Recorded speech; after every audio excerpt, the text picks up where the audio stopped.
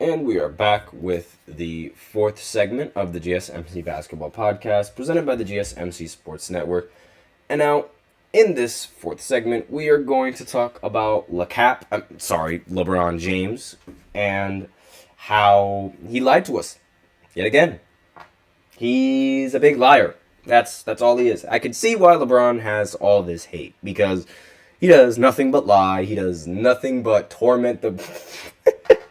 I'm sorry, I can't say all of that with a straight face, because there's people that actually cannot stand LeBron because he doesn't tell the truth here and there. And I'm just in this situation, sometimes circumstances change. So it's not like he lied. He didn't really lie, but he did kind of lie. I'll explain. So it's almost known to the entire world that LeBron wants to play with his son Bronny.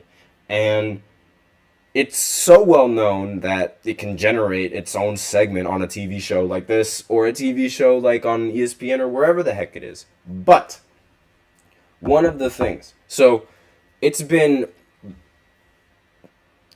speculated that when you draft Bronny, then eventually right after you're going to get LeBron James to be on your team. Sorry for that noise. I just accidentally put my hand on the microphone.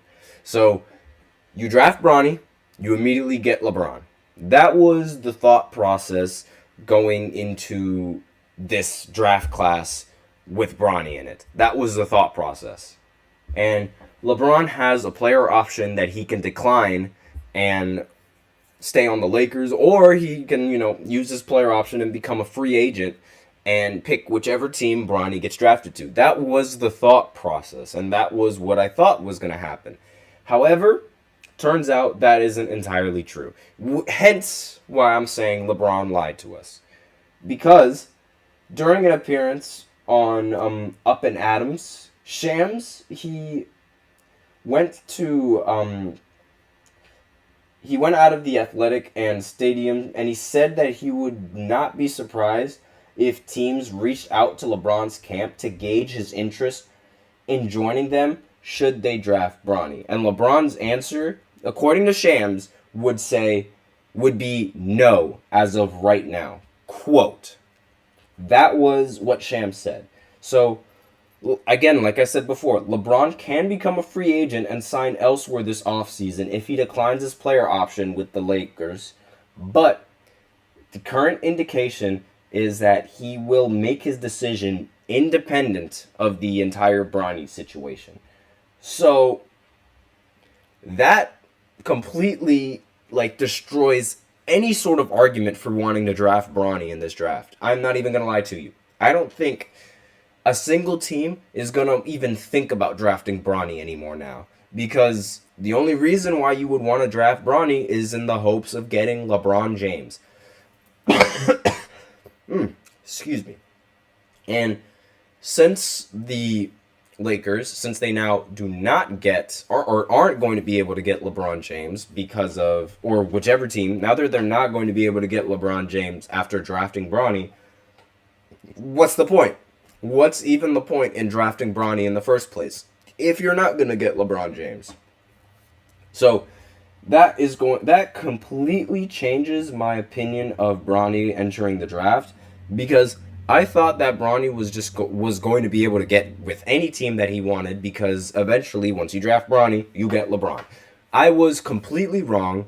Turns out LeBron is going to make his own decision on where he's going to stay and what he's going to do with his career, independent of what Bronny is going to do with his career. So that is not ideal. That's really, really bad if you're any other team. And if you're any team that had plans of drafting Bronny in hopes of getting LeBron, RIP.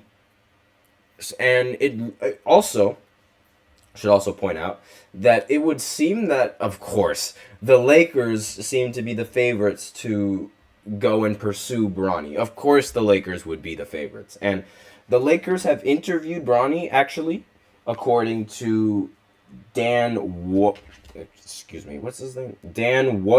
Again, forgive me if I completely botched that last name. I have no idea who in the world that is. But that was the source where this information came from.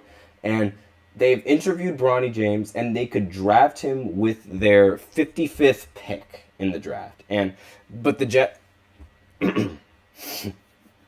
which isn't too bad. However, again, excuse me for the allergies, but again, like, obviously, like, the Lakers are going to be the favorites to try and get Bronny because LeBron is on the Lakers and LeBron wants to play with his son. So obviously the Lakers are going to be the favorite. But aside from the Lakers, there's also, surprisingly, the Utah Jazz. Now, the Jazz have expressed interest in bringing Bronny James in for an individual workout and could be interested in drafting him with a 32nd pick. And again, very surprised. I don't understand. I don't know why the Jazz of all teams would want to draft Bronny, but all power to them if they really want him. And I wouldn't be surprised if the Lakers immediately try to trade for Bronny so that way they could play, LeBron and Bronny together, and LeBron can live his dream of finally playing with his son, which would be pretty cool. That would be really, really cool. And honestly, I'm very surprised with all these with how LeBron completely changed his mind and didn't double down on playing with his son. I mean, maybe this is sort of what he's trying to go for here. Maybe this is a huge brainstorm here. Maybe he's only saying this so that way he can find out which team really wants his son, because he knows that teams are going to want to draft his son just to get him. And that might have a negative effect on Bronny and his ego or his thought process, because he's going into the draft thinking, wow, these guys only want me because they want a chance to coach my dad, or they want a chance to have my dad on the team, and it's not because of me whatsoever.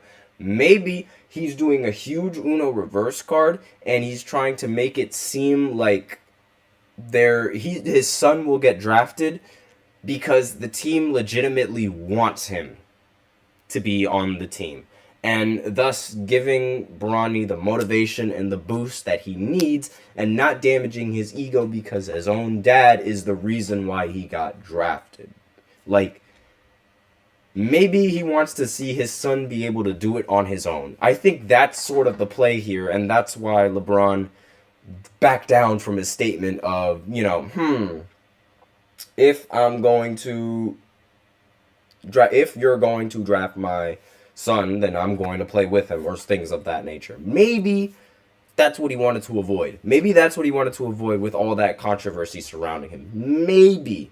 But then again, no idea exactly what he wants to do. But we'll see. We'll see who plays. We'll see how it goes. But it does seem like that's what's going to happen. And then again, maybe he just really just wants to win the championship, because I wouldn't be surprised if he wants to try and win the championship for his legacy, because I mean, he still needs another ring. I mean, he should have had another ring. I'm not even going to lie to you. You should have multiple more rings, but it's just, teammates and bad luck always messes with him. It's really unfortunate, but aside from that, I mean, we'll see how the draft process goes. We'll see exactly what goes on. We'll see what happens, but in reality, I think that again, this was just a big Uno reverse from LeBron. I still think that if Bronny gets drafted, he's going to try and do whatever it takes to either go over to the other team he gets drafted to, or bring him to the LA. Which either or, I don't know exactly which one's going to happen, but I could see that happening. So with that, we are out of time for this fourth segment. So now I will go ahead and go into the fifth segment, where I talk about, it's going to be a little bit different than every other segment, because I'm actually going to talk about the WNBA and a game that's coming up, and exactly and why that game's important. You guys will know after this short break as I go into the fifth segment.